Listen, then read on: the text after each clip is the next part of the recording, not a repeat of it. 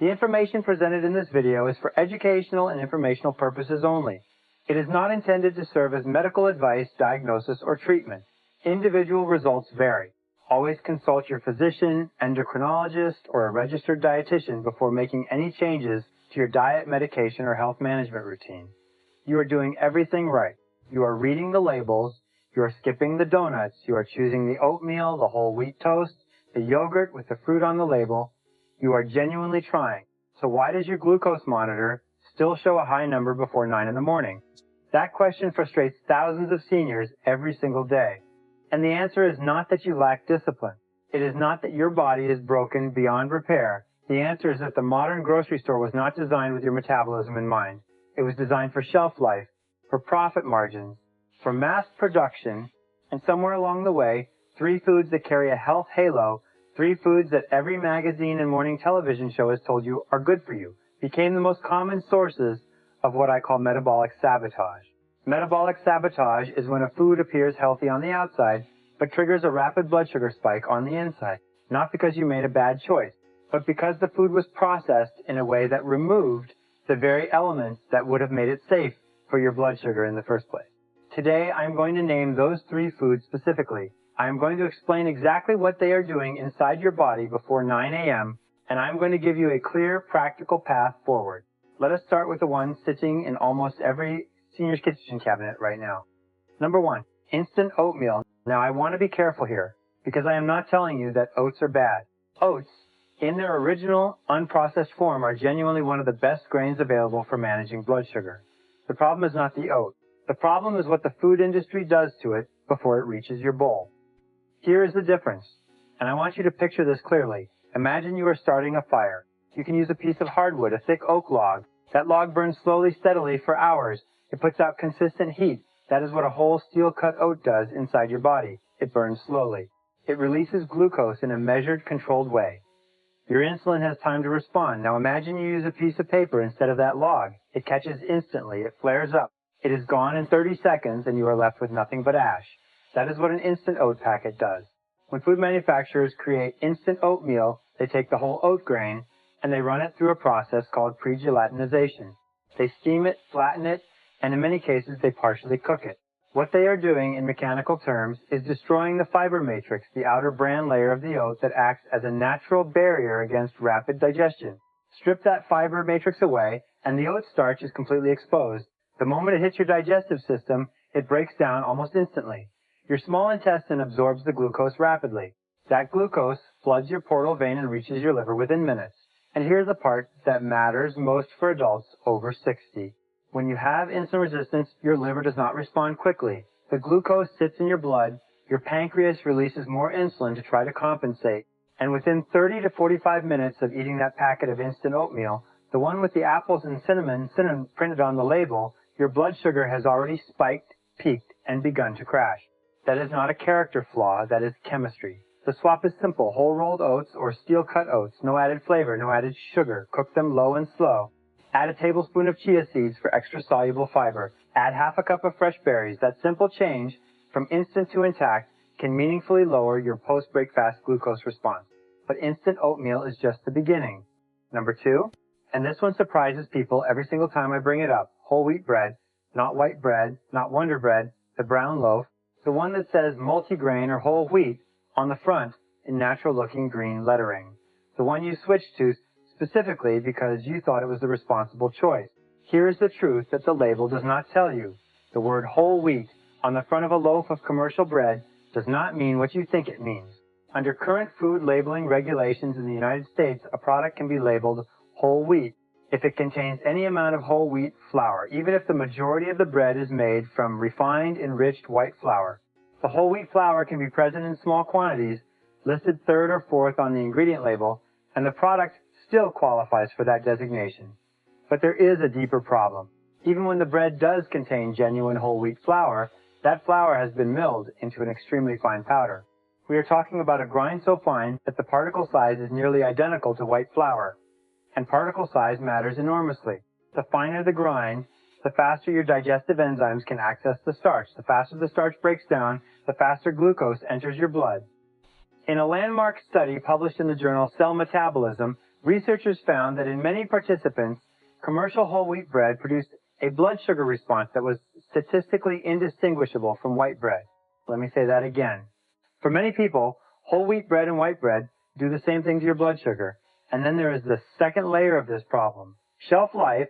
Commercial bread manufacturers need their products to stay soft and fresh for days or even weeks on store shelves and in your pantry. One of the most common tools they use to achieve this is high fructose corn syrup. It retains moisture, it preserves softness, and it adds a subtle sweetness that keeps you reaching for another slice. Check the ingredient label on your current loaf. If high fructose corn syrup or corn syrup solids appears anywhere in that list, that bread is actively working against your blood sugar management. So what do you look for instead? Two things. First, look for the 100% whole grain certification seal from the Whole Grains Council. Not just the words whole wheat, but the actual certified seal. Second, check the fiber to carbohydrate ratio. A genuinely high fiber bread should deliver at least 3 to 4 grams of fiber per slice. If a slice contains 20 grams of total carbohydrate and only 1 gram of fiber, the fiber is cosmetic. It will not protect you. Better still, consider switching to a dense European-style whole grain bread or a sourdough made from whole grain flour. The long fermentation process in sourdough partially breaks down the starch in a way that actually lowers the glycemic response. Your gut bacteria do some of the work before the bread even reaches your small intestine. Now, we have covered 2 foods. The third one on this list may be the most emotionally difficult because it carried the biggest health promise. Number 3, low-fat flavored yogurt. The one with the strawberry swirl at the bottom. The one sold in the bright plastic cups with the cheerful fruit photography on the label. The one that has been positioned for decades as the responsible heart-healthy breakfast or snack choice for adults. To understand why this food became a problem, you need to understand what happened in the 1980s. A series of flawed nutritional studies convinced the American food industry and the government agencies that advised it that dietary fat was the primary driver of heart disease and obesity. The national recommendation became reduce fat, eat low fat, choose fat-free. Food manufacturers responded immediately. They created low-fat versions of everything, including yogurt. There was one problem. Fat carries flavor. When you strip the fat out of full-fat plain yogurt, you are left with something that tastes flat, sour, and unappealing.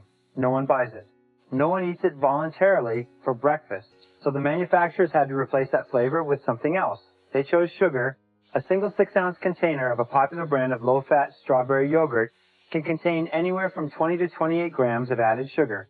That is nearly the equivalent of 6 or 7 teaspoons of pure table sugar in a product that was sold to you as a health food. And for adults over 60 with insulin resistance, that sugar load, arriving in a liquid adjacent, quickly digested dairy product, hits the bloodstream rapidly.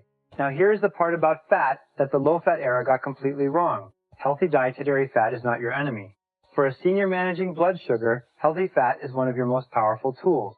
Here is why. Fat slows down a process called gastric emptying. Gastric emptying is simply the rate at which food leaves your stomach and moves into your small intestine, where glucose is absorbed into the blood. When you eat fat alongside your carbohydrates, the fat physically slows that transit. The glucose release becomes gradual. The blood sugar curve flattens. Your insulin response is smaller and more manageable.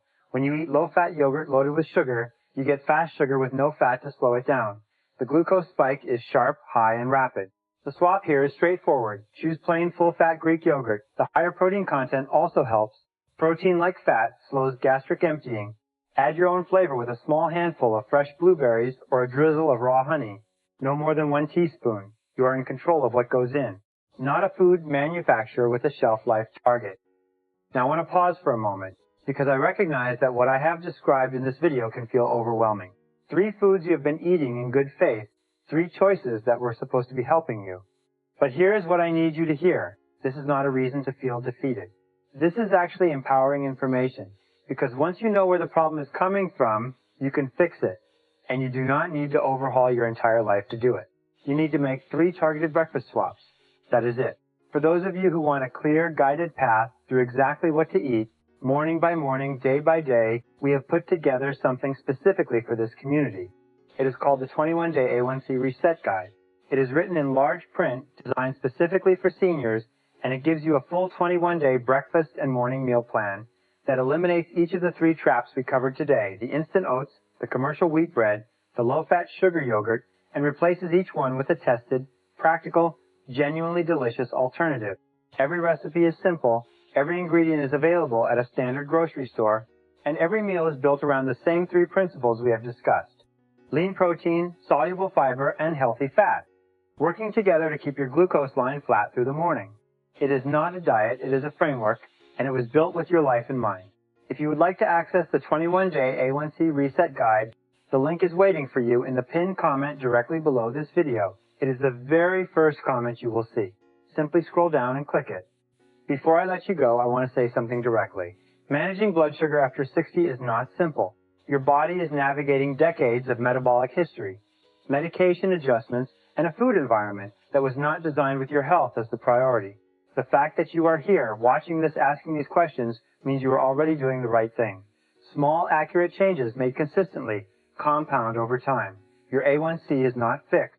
Your morning numbers are not a life sentence. They are data, and data can change. I will see you in the next one. The information presented in this video is for educational and informational purposes only. It is not intended to serve as medical advice, diagnosis, or treatment. Individual results vary.